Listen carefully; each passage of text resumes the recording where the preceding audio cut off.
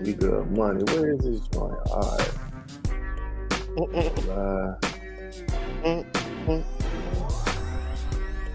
We live. I'm just trying to get this IG joint. All right, and then you got to go live again. Man, we good. I'm back. I feel good, Slim. What's good with y'all, man? We good, bro. Good. Glad to have you back, man. Yeah, hold on. I'm gonna turn volume just a little bit. I ain't heard this beat in a long time. Let me just get it. Let me get it a little bit on. That's all.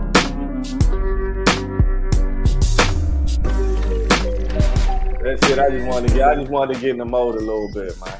I just want to get in the mode. What's up with y'all, man? How y'all been? How the week going? What's good? Man, we good, bro. Good. Yeah, we ready to pod, man. Man. Yeah, it's been hot outside, man. Yeah, bro. Hey, you know, I had to get a new sump pump, and I thought I wasn't gonna have to spend the money and all that, but I did. But it's a good thing because it rained so much, the basement would have flooded, and I'd have been short, and I'd have been blown. So real quick, how'd you know you needed a new sump pump? Well, what happened was it was making a whole bunch of noise. And so I had called Trey Man, and I took a picture, a video of it. And he was like, "Man, you probably need a new one."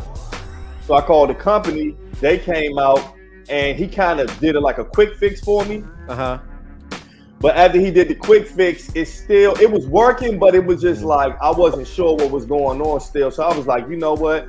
Let me go ahead and invest this money and do what I gotta do. You know what I'm saying? Real quick, when Frank came through?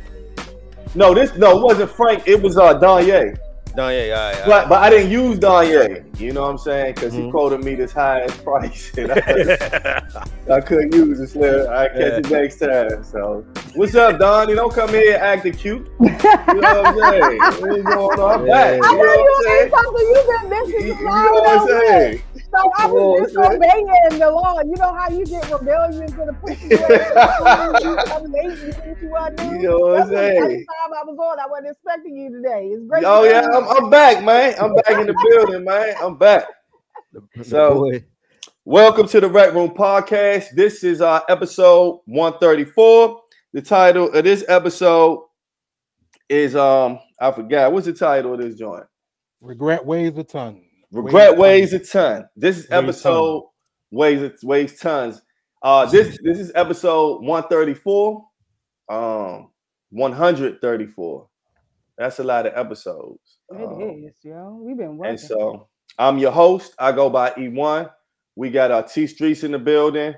Yep. We got Miss Dahlia in the building. First lady on and we got Reek in the building. What up?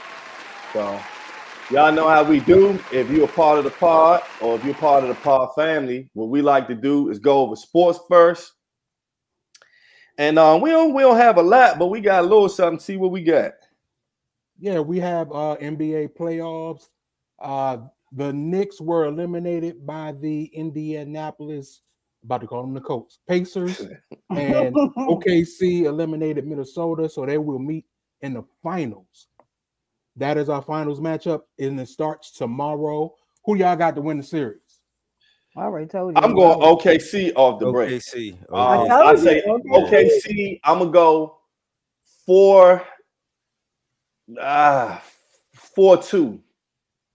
Okay.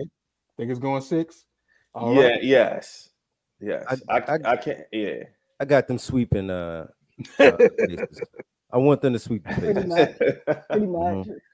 You don't like the Pacers? It's not that I don't like the Pacers. I don't like what they did to New York. And Halliburton make me feel a certain way with that little fake choke joint. Halliburton. Yeah. Who you got, T? I'm rocking with the Pacers. Now I thought OKC would win, but I'm switching last minute. You know, going with the Pacers just because they did that to the Knicks. So Pacers in what? Pacers in 7. Ooh. Oh, it's some news today though. You can tell them, T. Yeah, the Knicks coach, Tom Thibodeau, he was fired. Yeah. I wish we had Trey on here to defend or congratulate this move, but what y'all think about it? I go. honestly, go ahead. No, go ahead, Reed. Go ahead. I'm gonna tell you this. I don't know how I feel about it because he did take him to the finals. I mean, the way he played the players is one thing. I don't think it was. I think it was the owner's decision rather than anybody on the team. James Dolan, and I've heard numerous, sports talkers talk about this. It was too soon. Give him another chance, but it's another opportunity for them to regroup. Mike Malone is available. My man from what is that? Sacramento Kings, former Sacramento Kings coach. He's available, so they got opportunities to get other good coaches out there. So, yeah. I think that I think it's unfortunate. Yeah, he got his team. He got the Knicks past. They said it has been over 20 years since they got as far as they've gotten. So I don't understand. They did the best they could with what they had. Yeah, there can be an argument for playing players more. I mean, if that's the case, the owner could talk to the GM and tell him, hey, I don't care what he says, make him play some of the players more. And you could have took care of that like that. Or maybe Thibodeau is the type, if he tell me that I'm going to leave. I don't know. But I just feel like when you bring a team that far, you should get another chance regardless. I mean, I don't understand that. The Knicks was that's a big money team in terms of the views. You have the stars that sit courtside, and it's great TV. And now by you getting rid of them and getting a new coach, I mean, I'm not saying you starting from scratch, but it's just like I don't know. But you know what? We'll really know next year because if they don't get to at least where they got or further, then it was a failure. Let me. I want to say one more thing. I think this is a trend in the NBA. You got these teams that do real good at the beginning of the season. Next thing you know, you got a couple players that switch out. The team doesn't do so well, and next thing you know, the owners want to get rid of the coach. I mean, so. You look at what was that? Milwaukee. They got rid of homeboy in Milwaukee after they won the championship. Next thing you know, they fired a coach. What is that? Denver fires their coach. Once again, Sacramento fires their coach. So there's a lot of teams out there that do good during the season, may make it to the playoffs, or they'll win the chip in the first year, but next year they firing the coach off the break. So it's crazy. I don't know what's going on. Well, I hope they get it all together. But you shall. Man, we get Mike Malone, man. And we ain't worried about how you gonna come in delaying shit? Yeah, you just told me. Just told me you had your Wi-Fi together. What's going on? Yeah, he got his Hi-Fi together. I was about to come on, man. Said you had the Wi-Fi working, man. Having Wi-Fi together, player. Hey, man. You understand? I'm an IT, yo. I'm an IT nigga. I had to go, you know what I mean? Look, man. What's up, y'all? I think y'all made a mistake. We getting Mike Malone. We trading Big Cat. Smiling happy ass out of there. We getting Josh Hart goofy ass out of there. We getting Giannis. We getting Giannis. No. Hey, look. Hey, don't trade the zest for Giannis. Don't trade the zest for Giannis. Zest of the zest. And his ass about to be about there. But what's his name? He hoops though. Come on, bro. He hoops. Yeah, bro. he hoops. Sorry, Exactly. Cat can ball. I don't care what nobody says. Sometimes he may take too many threes, but he can ball, dog. He can ball. You want to know who else can ball? Giannis. But yeah, I mean, if that could happen, there's something about Giannis' personality that I think is, I don't know, it's going to work well in New York. I don't see players working well with Giannis. Because next thing you know, Giannis get over there, he going to want his brother to come in. No. He got another brother too. No Thanasis. No, you got to bring both of my brothers. No Bronny coming, bro. No, bro. Nah, bro. I think it was a good move though, because I think that if and I got this all for the pod. He got me watching what's the Jeff Teague, right? 520. Man, he said he said if Rick Carlisle was coaching the Knicks and Thibodeau was coaching the Pacers, that the Knicks would have won. And I said, damn it, that was brilliant. And he's actually correct. Because Rick Carlisle is a hell of a coach. He didn't wait to game 4 to start bringing his bench in. His bench has been in a great rotation for the whole season. Mm-hmm. It's just small things, man. So you're gonna settle for getting knocked out of the 3rd round every year? No, you gotta make your move. It's the first time y'all been in the 3rd round in like 20 years. It's just like, yeah, I mean, so, you get fired. It's gonna be another 25 years if they don't goddamn get it going. Don't say y'all because he was a Golden State fan like last year. You can't talk. You can't talk. Oh, I've been an Eagles fan for 40 years. Thank you, T. I've been an Eagles fan for over 10 years. I'm gonna let T handle you on that. I ain't even gonna acknowledge you it. You sure it's been over 10 years? That nigga got over 10 years. That nigga had a white Mark Rippon jersey and a burgundy Mark Rippon jersey. That's enough. Yeah. What's up with Zion, man? Moving on. No. Zion is he's in a pickle. He's been accused of sexual harassment, assault, and rape. And he has a lawsuit. His ex-girlfriend has had a lawsuit on him. I really haven't heard too much about it outside of the headlines. Mm-hmm. You pull up the article here. He was accused of rape by his girlfriend. The lawsuit, which was filed in Los Angeles, Williamson, continued abusive relationship there. He's accused of being abusive. And then it says the woman who's listed in the lawsuit as Jane Doe says she began dating Williamson 2018 while he was still at Duke. The two were reportedly romantically involved until June 2023 per the lawsuit. And she's saying that basically like that he raped her more than once. And I'm not laughing, right? So this is my thing, man. So if this is the thing, Don, I see your face. You crazy, bro. Women can easily make these accusations, man. And I'm a little bit tired of this shit a little bit because I'm not saying that it didn't happen, but these women coming out the woodworks every other week with these accusations kind of piss me off. And in certain situations, what it is you got smashed and you don't like the outcome. And because you don't like the outcome and you see, now I'm not saying this is what happened with Zion, but because you don't like what happened in the outcome and then you see all these other women doing lawsuits, I think some women feel like they can just say whatever and the court's going to be on their side and they're going to get some money from it. Now, every one of them is not like that, but a lot of them are, man. And I really want, if you find out that the woman is lying, throw her ass in jail. Yeah. I would definitely agree in that situation, but I'm just trying to figure out how'd you place yourself in a position to get raped not once but twice. Now, like I've said on this podcast, I've been in domestic violence situations. Mm-hmm. But I was never in a situation where I was forcibly, made to do something that I didn't want to do. I would fight back if that was the case.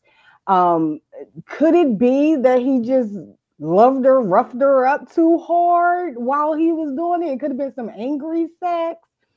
I'm not questioning the credibility, but it does sound like it's added too much to make it seem like it's something there. I'm sorry. I can't believe that somebody raped you when you decided to stay.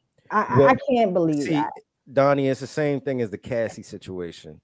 I really can't. She liked that shit. I can't really. Well, the thing when you high on drugs and look it up, you like anything. But okay, so my thing is that you know what? I can't speculate on these things, but it just seems crazy that all of this is happening right now. I'll just wait until the court case comes out. But I will say this.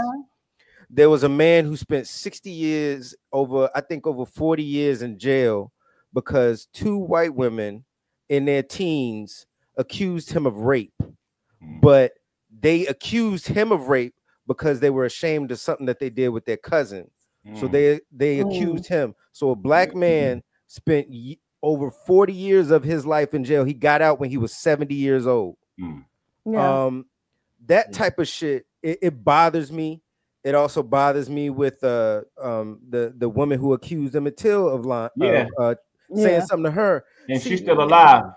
She's still alive while he's dead. So all of this stuff kind of makes me, you know what? I want to speak up for women's rights and all of that shit, and not jump into conclusions when they blame somebody who's in power for doing them wrong or assaulting them. But like he said, sometimes this shit just get out of hand, man. Yeah, I'm a girl's girl. You know what I'm saying? So I would side with the woman if a woman says this, but it's just like me. I don't get it when they're in the spotlight and you wait so long to say something and then it's not once, but it's multiple times. Like, exactly. Why didn't you say something before? I know in certain cases you are scared. You know, you don't know what's going to happen. But at the end of the day, this coming out and it's all coming out at once and it's making it seem this bad. What was the reasoning for staying if it was that bad? Exactly. And I can't get it. And if you didn't hear, his other ex-girlfriend, homegirl with the bad butt job, Mariah Mills, tried to jump on that same train and get with Tony Busby, but Tony Busby like, nah, I can't mess with you. You're not credible. My bad, Trey. It's a lick. You know what I mean? It's a quick lick, and it convolutes like women who really go through real situations. You know what I'm saying? It like muddies the waters. And yes, people get manipulated. People do get assaulted every single day. Then you have women where their relationship didn't go the way you wanted it to go. Then you might see him with another girl who he might wife up, and you feel a certain type of way. You know what I'm saying? And you could come up with a story to try to get some money real quick. It happens. I wish our athletes made better decisions, but they're not. And it's gonna keep happening. So would y'all agree just to be like Travis Hunter and get married so you don't gotta go through it? Nah, bro. No, because you can still go through it when you get married too. Yeah, but you a superstar. You young in your 20s, you making over $5 million, and you got women coming to your doorstep almost every night. Everything giving it for you willingly. Hey. Why do you need to take it? Yeah, man. But some people are just have that mind state where they gotta attack and be aggressive all the time. And the thing is if these guys really have done some of the things that these women have said, then of course they need to be punished, right? Yeah. But I just feel like, you know, if it comes out that didn't happen, the woman should be punished as well. Yeah. And that's just you know what? It's also, I feel like people need to understand the definition of these things. You know what I'm saying? Sure. You have sexual assault, you have sexual molestation, and you have rape. So, like, you have to understand the definition of those terms. I don't know, but I agree with you, E, when you say like if it's false, and she should definitely be penalized for putting him through that. You know, I would hope that she's not lying, but hey. Is that it for Sports T Streets? I have one more sports adjacent topic. Talking about the Madden curse. Now, just a brief history on the Madden curse. It's a video game, very popular. John Madden, NFL football, first released in 1988. John Madden, the legendary coach and football commentator, he has donned the cover for the first like 11 years. And in 1999 is when the curse first started. In 1999. Running back Garrison Hurst of the Arizona Cardinals, he donned the cover and he injured his ankle, out for the year. Some notable years that it also happened in: 2004, Madden 2004, Michael Vick he broke his leg in the preseason and missed most of the season. Madden 06, Donovan McNabb, he suffered a sports hernia. He missed part of the season. Madden 07, Madden 07, Sean Alexander, he broke his foot, never returned to MVP form. Peyton Hillis in 2012, he had a major drop off. Enough. Stop it, T. No. He dealt with a bunch of injuries, and his career never got back to his peak performance. In recent years, in 2023, Josh Allen, he remained healthy, but his play was bad in 2023, where he threw 18 interceptions, fumbled 4 times, but he still led the team to the AFC East, AFC Championship game. So it wasn't really, he didn't really get hit by the curse. His play just dipped. But in Madden NFL 2025, Christian McCaffrey, he was the cover athlete. He missed the first 8 games with Achilles, and I think it was a knee. Played 4 games, then he get hurt again with a PCL. He was out for the rest of the season. And now in Madden 2026, Saquon Barkley of the Philadelphia Eagles. Let me tell you this. Saquon is just a small piece of the Eagles. Jalen Hurts. Trey. He a small piece? Can you really honestly feel like y'all not gonna take a hit if something happened to Saquon? Man, Saquon, I like Saquon, but look, he got some other issues that he need to deal with. But Jalen Hurts, let's focus on him, man. That's not answering the question. That's not answering the question. He's gonna lead us to another Super Bowl. So Reed, can I ask you one thing? Not enough. Yes, sir. Jalen Hurts, I do like Jalen Hurts, but you know that if you all didn't have Saquon Barkley, y'all wouldn't have won the Super Bowl, right? Talk about it.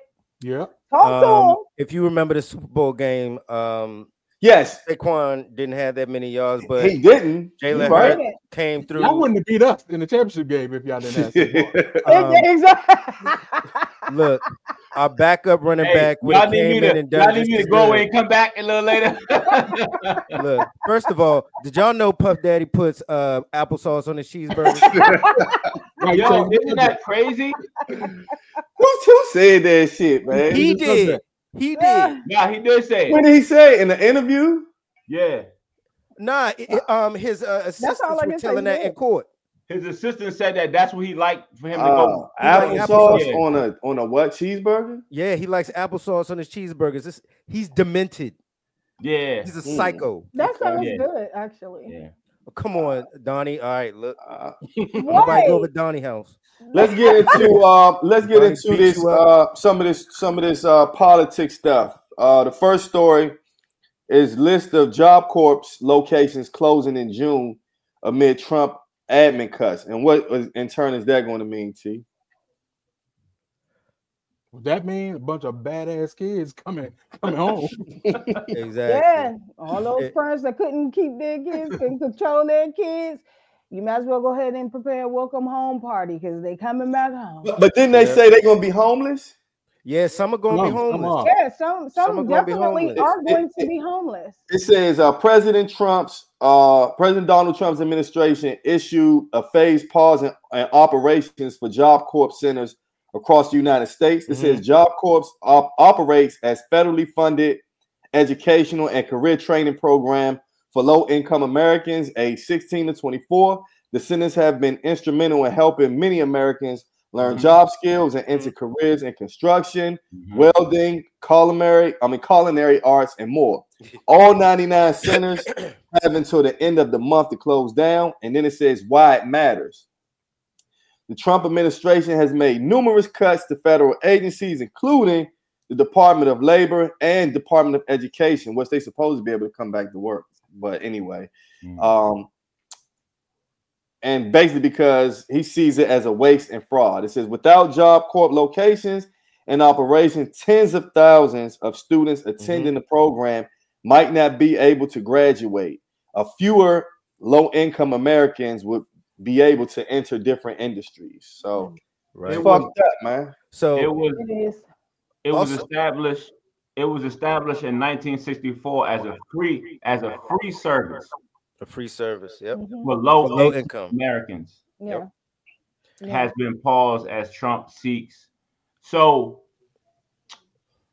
the private prison industry, who he has dealings with, they build prisons in all of these states, Pennsylvania, all these privately funded prisons, Louisiana, Yep. So you are purposely funneling these troubled young men into the prison pipeline, because it's all a plan.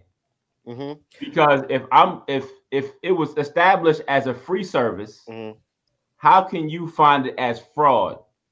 And you got 34 felonies.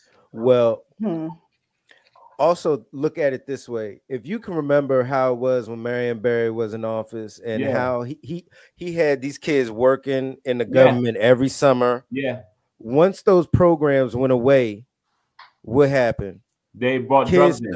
Crime increased. Kids started to crime increased. Kids started to run amok in the streets. Yeah. And that's basically what's going to happen. Yeah. See, cutting all of these programs, you know what, does nothing. It does nothing. It helps out no one. And then the whole thing is that we want kids to do something with themselves and keep themselves occupied and build themselves. Right. Everybody does it in different ways. Everyone has different paths and doesn't take the same path. So one of the paths is the Job Corps, and now you're taking that path away from a person and forcing them to change what they want to do. I don't get it. I don't know, man. I'm just, because it does not benefit him or them, or whomever. You know what I'm saying? It's already, we're already a threat. Let's just look at it. We're already a threat. So as minorities, look at it. If minorities was to be able to do and be in those types of positions, then they'll leave them with nothing. They don't have anything. You know what I'm saying? So why not take away our education? Why not take away, our funding to keep us down? It's like you got to play dirty instead of being fair in this game of politics. Like, it's crazy to me, but I know for sure that everything you cannot do. You can't do those things and think that those things are going to succeed. Now, T Streets, was this the one that we were talking about? No, it's the next one. Okay. And that was the okay. We have another story, another Trump story, and this is the Trump joined by dozens of CEOs. Yep. During his Middle East trip. And T Street, go ahead.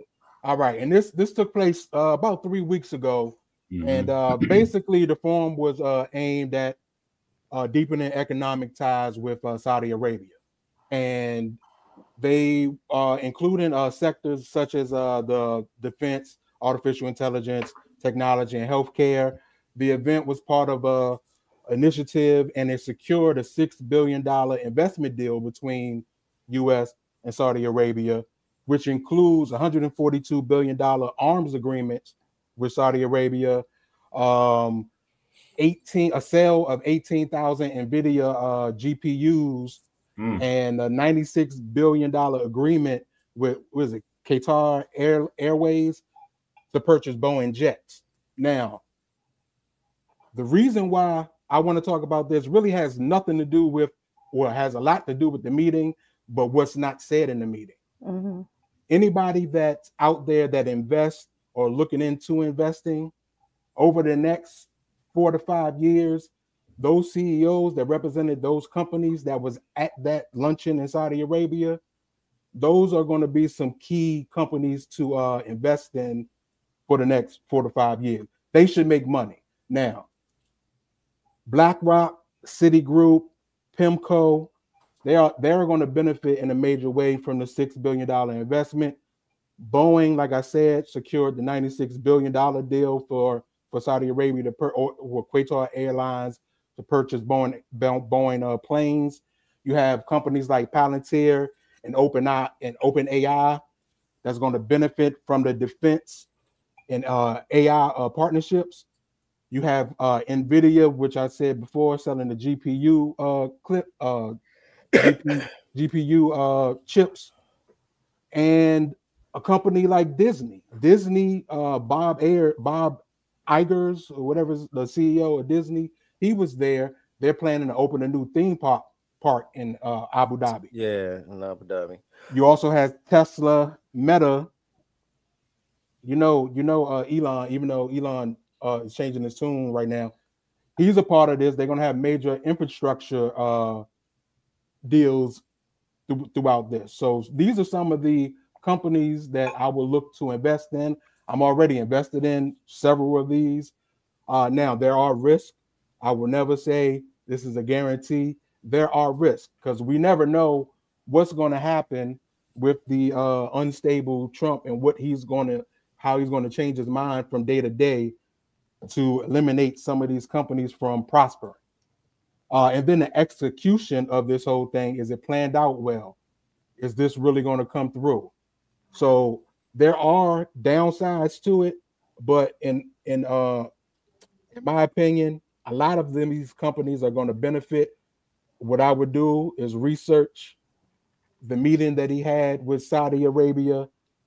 There's an article that I have that lists damn near all of the companies, but we're not going to go over every single company. I gave you at least 7 that are great to invest in that I think will make money over time. It was more than 30. Yeah, it was more than 30 CEOs of powerful companies represented. I didn't even mention Palantir, which is heavy in a lot of government contracting right now. Real quick, yeah. I get it, and I appreciate your grind. He's a mob boss. But at what point do you look at all of these companies? Qatar has fund. Well, it is known that Qatar has funded funded the terrorists who did 9/11. Palantir Trump is working with Palantir to create a database of everyone in the United States. Yeah, so they can sell it to them. So my thing is that these companies that are doing business with people that really don't care about us, like why should we invest in their company? Yeah, why do I want to invest money in? I get it, you make money back. Yeah, but at what part do I want to give up money? And it's not going to feel good with my conscience. It's not my soul. Yeah. It's like kind of like selling your soul to the devil. Yeah. This is my response. Response. You could pick any company in the world. Mm-hmm. If you do research on them, it's built by slavery. Yeah, it's all built off the backs of slaves. But what have they done since? All of them are in deals right now that's not publicized that will hinder the American people, not just us, just everybody. So what are you going to do? You're going to make money off it or stand on principle? Also, I stand on principle. Also, all right, I'm gonna get rich. Also, I agree with you, Reek. Yeah. Also, I'm with T. I'm gonna get fucking rich. Fuck this. Get rich. Let's go. I'm not rich. I'm getting rich, but I'm just saying. We can't die with none of that damn money. Let's go back to the Job Corps. Pay my bills. Let's go back to the Job Corps closings. You funnel the troubled youth into the prison pipeline to create free labor. And some of these prisons right now in the United States, they are making microchips inside of prisons. It's not driver's license plates anymore. So you're creating a free labor. You creating.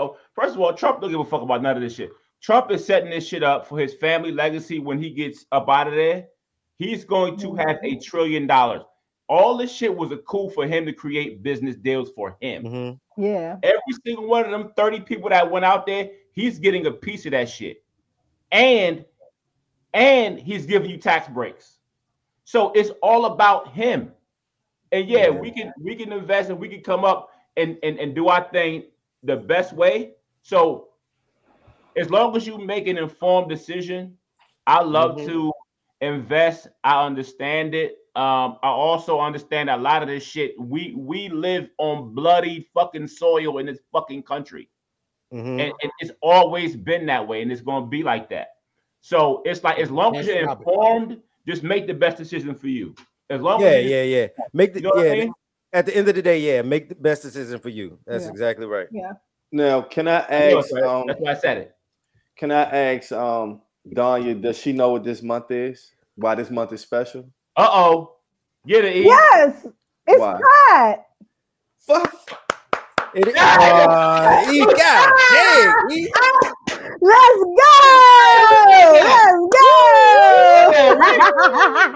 That's not what I was talking about.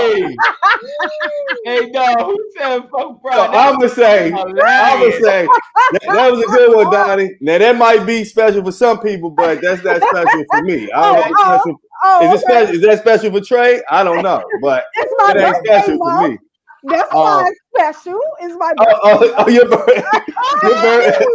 This month your birthday? Okay, so you 0 for 2. You 0 for 2. No, this month is what we have. It's called Father's Day. Father's Day is this month. Okay. And now, not only is Father's Day this month, you know we get dogged. It's all about Mother's Day, but we're gonna let it be known. Father's Day is this month, but another thing this month is June is Men's Health Awareness Month. For those who didn't know, mental health, right? So this article is from Illinois.gov, and it says, "Be mindful of your mental health. June is National's Men's Health Month. The perfect time to be aware and open about a subject that many guys would rather not talk about. Yet, that's precisely why there is a silent epidemic in this country, and it's probably impacting your family, co-workers, teachers, community members, or friends. We're talking about men's mental health. Rates of male depression and suicide have risen dramatically in recent years, according to the American Foundation of Suicide Prevention. Men are almost 4 times more likely to die by suicide than women. Wow. And more than 6 million men in the U.S. experience symptoms of depression every year. Despite these sobering statistics, a recent survey revealed that 49% of men felt more depressed than they admitted to people in their lives. Perceptions of weakness about requiring therapy, fears of social disapproval, and cultural factors are some of the main barriers inhibiting men from seeking mental health assistance. Men with depression often aren't diagnosed for several reasons. Failure to recognize depression. Sometimes you don't even realize you're depressed. Downplaying signs and symptoms. Reluctance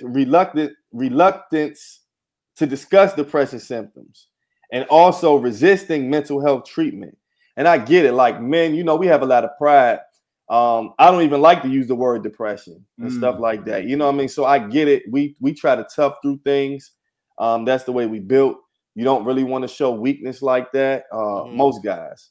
So I can understand where it's like you keep it to yourself, and which is not really the best thing to do. It says, notice that warning signs of depression, according to the Families for Depression Awareness Signs of Adult Depression, which changes from how the person usually is, may include talking very negatively or expressing hopelessness. So if you know people that do that a lot, acting without concern for others, abusing alcohol or drugs, withdrawing from family and friends, problems concentrating, making decisions or remembering, taking suddenly about separation or divorce, complaining of physical aches and pains, eating too little or too much, and sleeping too little too much are signs that you might be depressed or have some mental issues. So let me ask a quick question.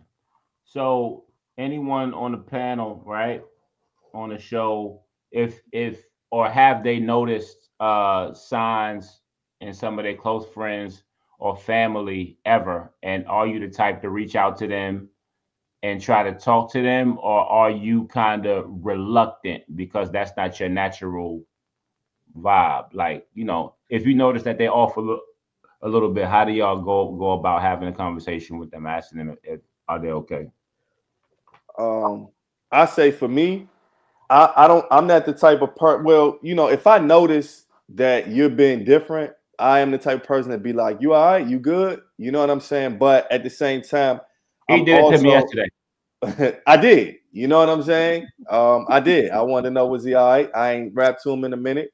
So you check on your friends. So I do stuff like that. Yeah. But in terms of like offering advice and stuff like that, I probably would do that if the person starts the conversation with me to lead up. So I might ask you if you good. If you tell me you good, I'm not gonna say, well, you know, if you're not good, you can call this number. I ain't gonna do all that type of shit.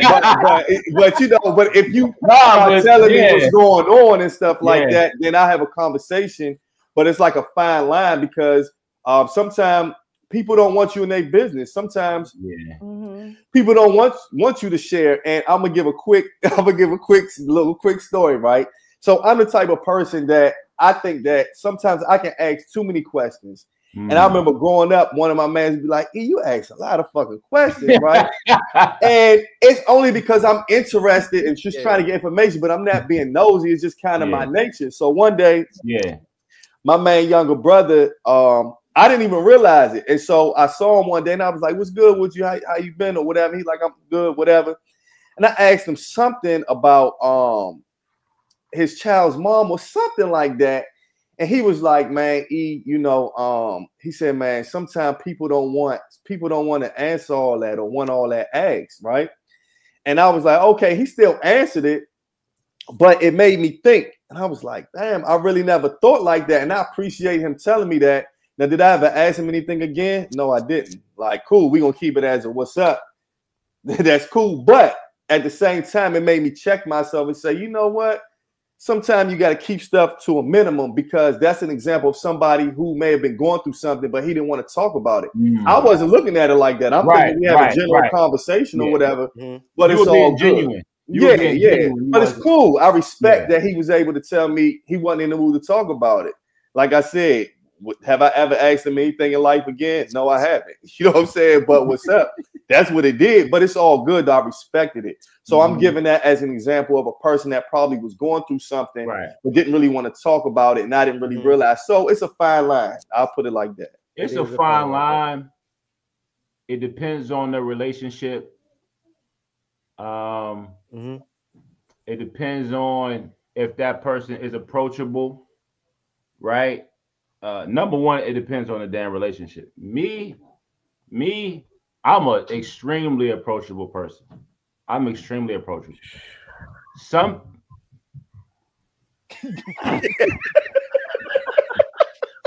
Damn, I can't even get through a show.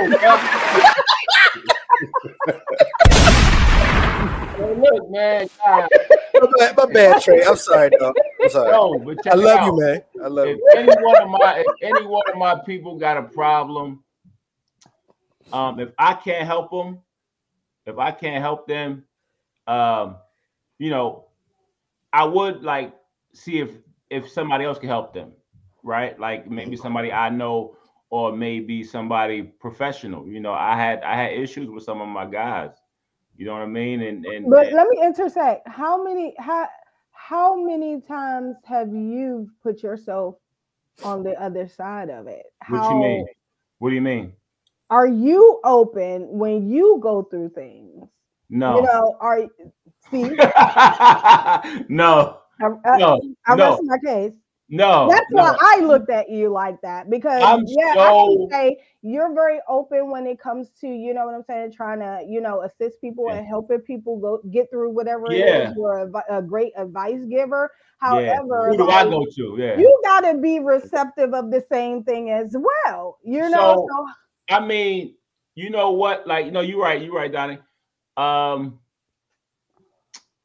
I'm just conditioned a certain way just based off of my life growing up in a single parent home, just going through so much shit, right? But being around adults, but also being around people who went through a lot of problems like right in front of me and were very transparent with me about the problems, right? So it kind of helped to condition me like, okay, I can see both sides of it, right? Like, you know, I see you going through what you're going through, and then you tell me about it. It kind of made my relationships tighter. So and it helped me grow up fast.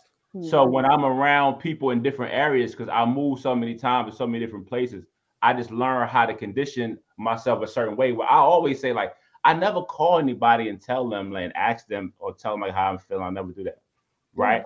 But it's easy for me to talk to somebody who, like, the crazy part was E called me yesterday, right? I call E almost every day about this damn show. I'll call T, I bother them.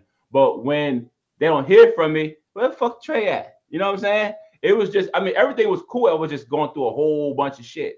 And one more thing, let me tell you what's been going on with me the past like month. When I started fasting, like my whole brain just changed. Like not eating for 2 days or whatever. It's just my whole psychology changed. So I changed a little, like it kind of shifted me, right? But when E called me, I was like, "Yo, no, I'm good. You know, I'm straight, right?" Or I'll call T because we have our meetings on Tuesdays. We used to a certain system. But when you fall off of that system, your people gonna call you and check on you, and that's a great thing. You know what I'm saying? That's a great thing. So I appreciate that. It was a question in one of the pods that was super dope. One guy was talking about how his psychiatrist wasn't really getting to the root of his issues. So it made him ask the question to his guys, if you have great friends, you might not need a psychiatrist because you're able to get that out off your chest to a Reek, or I'm able to get it off my chest to T, or I'm able to get it, you know what I mean? So you are secure and secure in calling me and asking me. I'm secure calling T and talking to T. We have very deep conversations on a pod. You see what I'm saying? But if you still need to call somebody that's a professional, that's all good, man. You know, get that shit off your chest. I know that was a long-winded, you know, but I'm just saying, like, it's all good to talk to people about things, you know, even as a fucking adult. It definitely is. I mean, especially when it comes to men, you know, it may be a little easier for women to kind of express themselves. But when it comes to men, you just really don't know what it is that they're dealing with. And even if, you know, we do ask the question like, how are you and things like that, you kind of cover it up.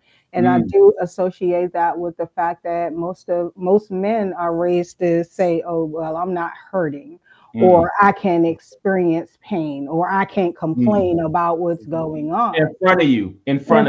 Right. So it's like, it's kind of hard to kind of like siphon through that, especially being a woman, because me personally, because I see it, I can see it on you.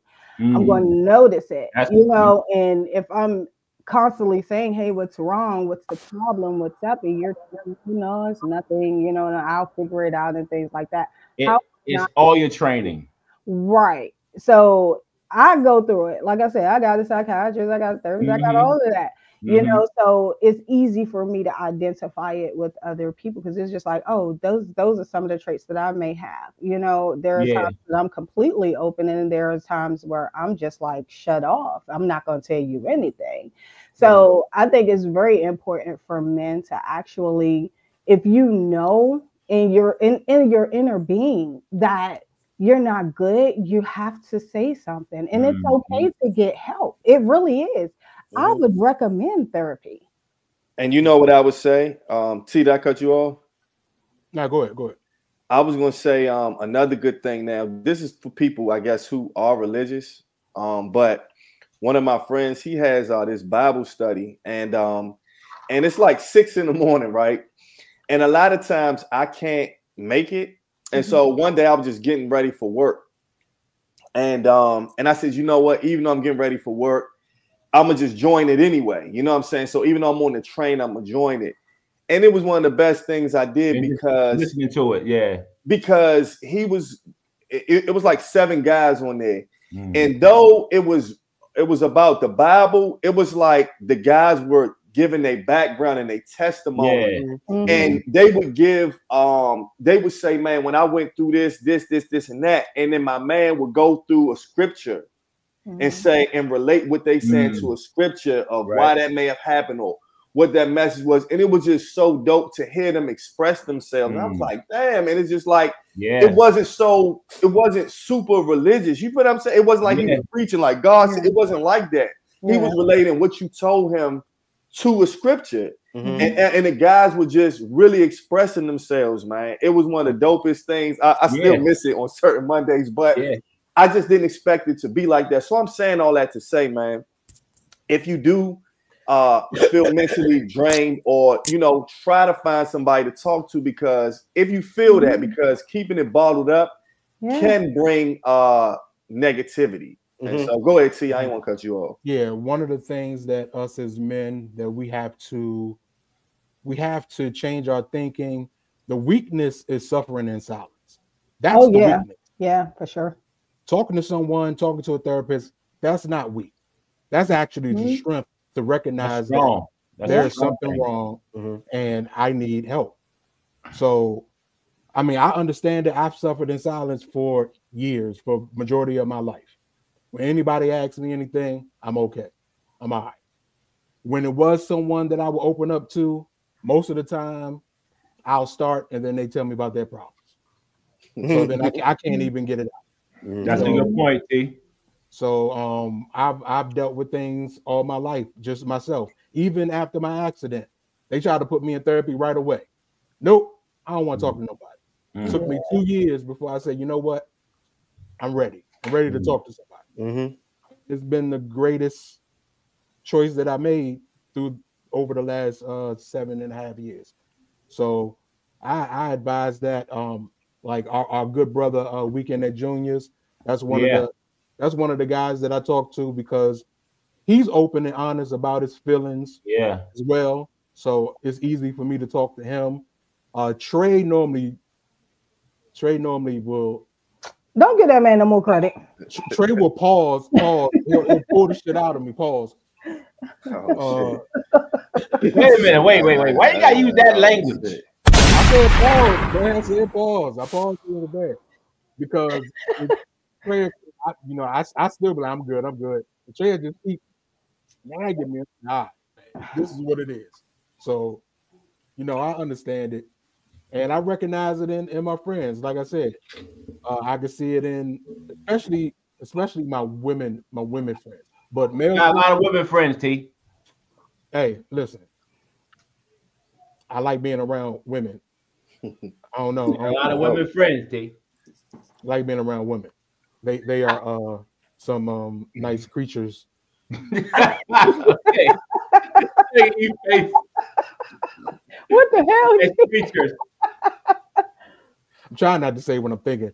But seriously.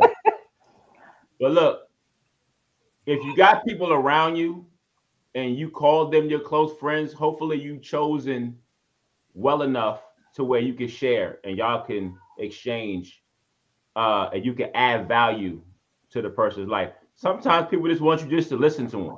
Yeah. For sure. Right? So I was so much trying to help. It took me time to understand, like, bro, like they just want to talk. Okay. Now, another thing is this that can happen. This has happened to me.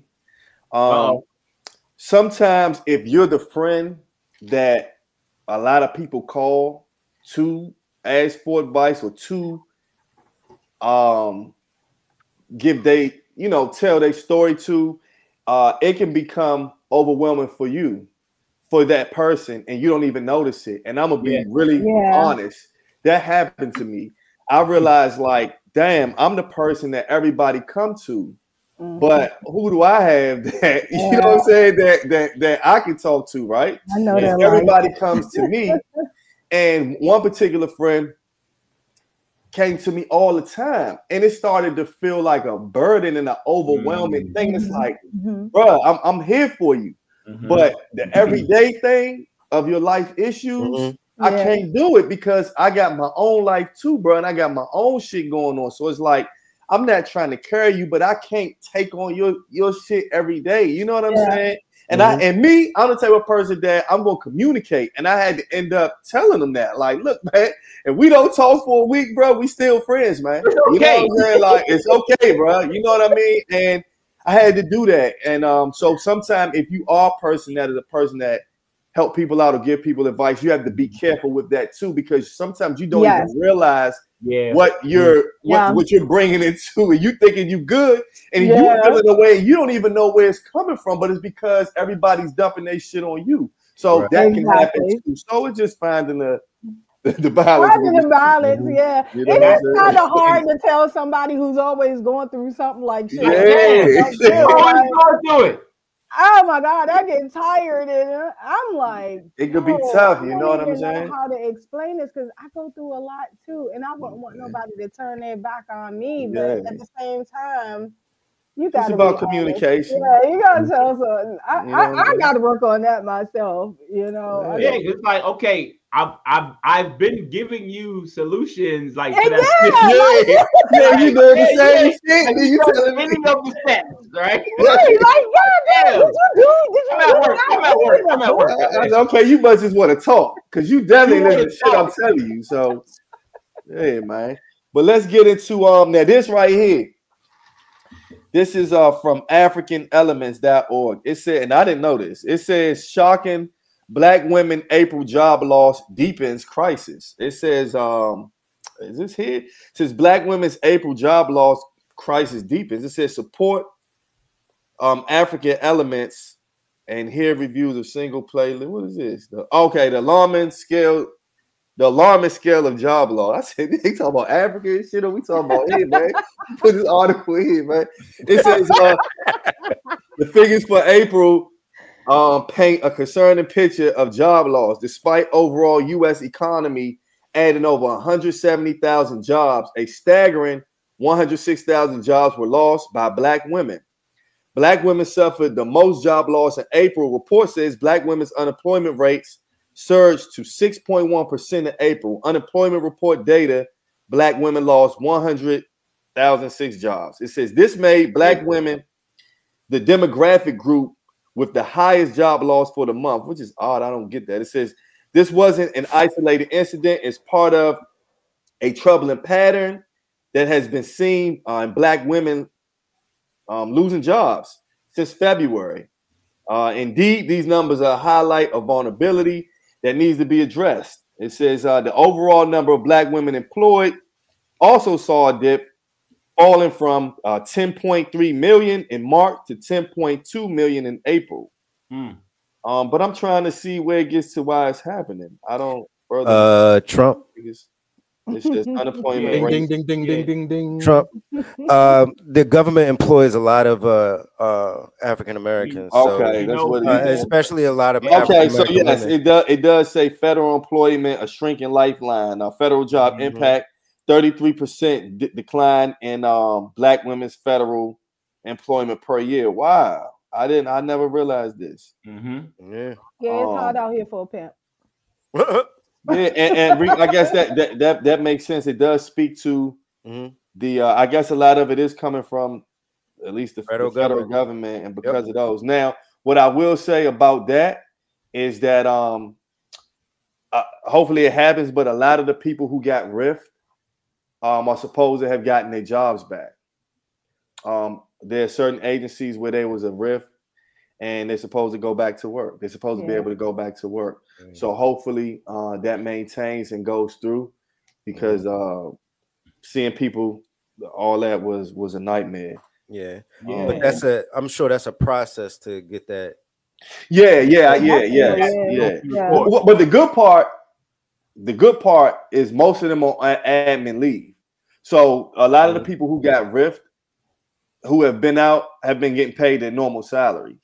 So that is the good part. You know what I mean? Like they still, it's not, you know what I mean? They still getting their money. Now, up until a certain point though. Well, and then and yes, to a certain point, but then what happens, and this is only really beneficial to the people who've been working for the federal government, you get a severance package. And the severance depends on how many years you have in the government and all this. It's calculated in this weird way or whatever. So yeah, it's still a blow, whether it's severance, all that shit, but at least you know you can have and it says for Black women who already navigate systemic barriers in the workforce, such as significant job losses, can have severe long-term consequences on financial stability and career advancement. Mm-hmm. Furthermore, these disparities affect not only individuals, but entire families and communities, potentially rolling back years of hard-won progress. So they crushed the DEI because they swore it was just mainly Black women, right? And Black women are the most affected. So you have housing sales on the rise. People got to sell their goddamn houses. These women been busting their ass, but Black women the strongest goddamn any goddamn way. But it is a serious call to action, and it talks about economic recovery and growth are not reaching everyone equally. So they got to try to go to the private sector, and everybody is going for the same exact jobs. So a lot of these women are going to be doing things, you know what I mean, that they never ever studied for.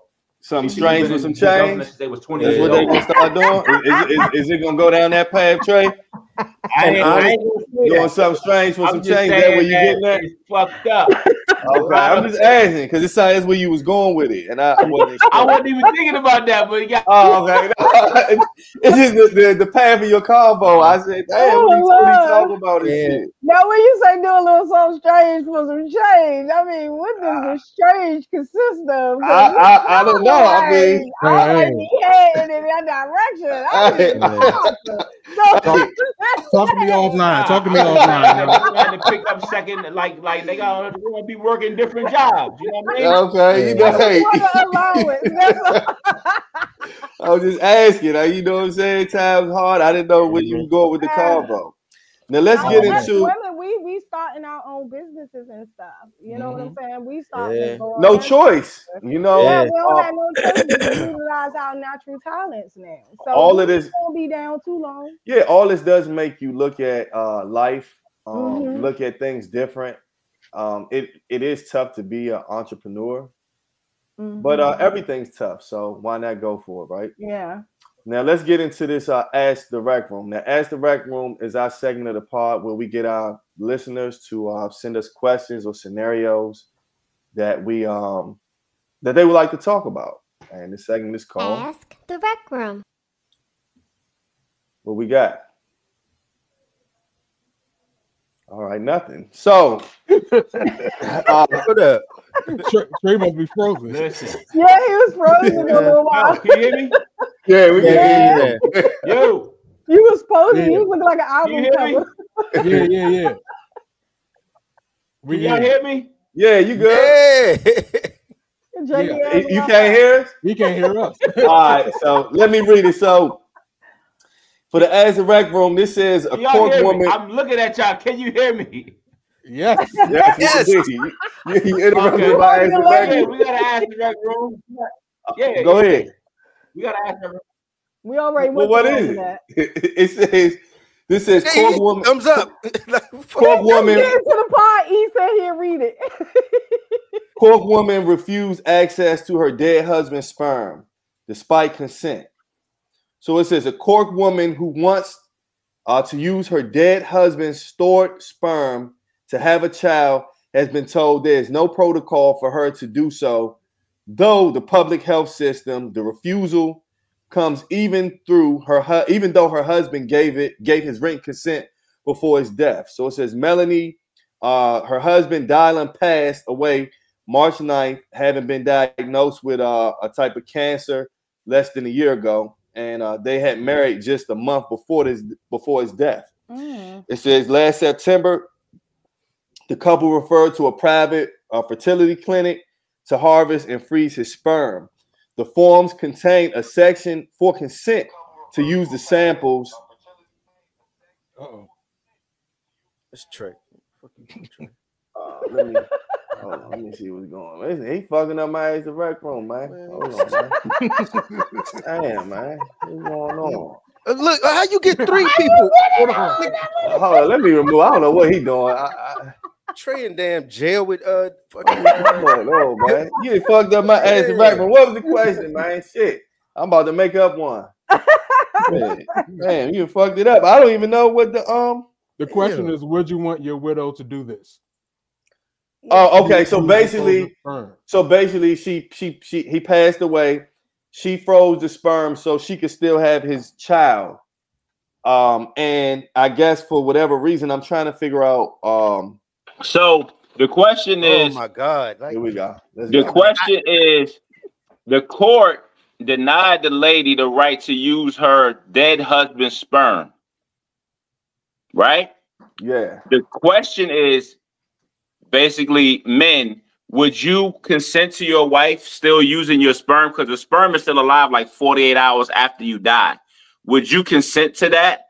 And Donnie, would you want your dead husband's sperm so you can procreate after his death? Great question. That is a great question. I probably would, you know what I'm saying, to keep his legacy going, especially if we didn't have children together. I don't see anything that's wrong with that. But wait a minute, how did the courts know that he was dead? Like, did she collect it after he passed, or did she collect it before? So before he died, like he knew he was dying, right? So he put in writing that he consents to them taking the sperm and injecting it into his wife. But the hospital, I guess because of the laws in the state or whatever, they had to go through the court process. The court denied it, even though it was written consent. But as far as that, do you all think that you all would do that? As men, would you still want your wife to have your child, even though you're not here?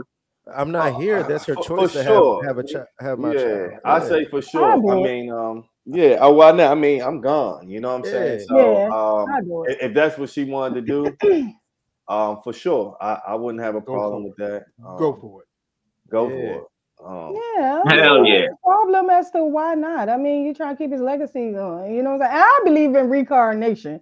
If you passed on, then I had your kid, then chances are you probably came back. So I think it's dope. Yeah.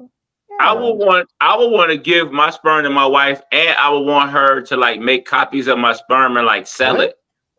Just like sell it to the other women so we can make she can make money off of it. See, she can make money off it. You never know. So look. Exactly. Thank you. Hey, look. We do this thing every Wednesday. We got the #1 pod. The only pod that's behind us is the Grits and Eggs pod. That's it.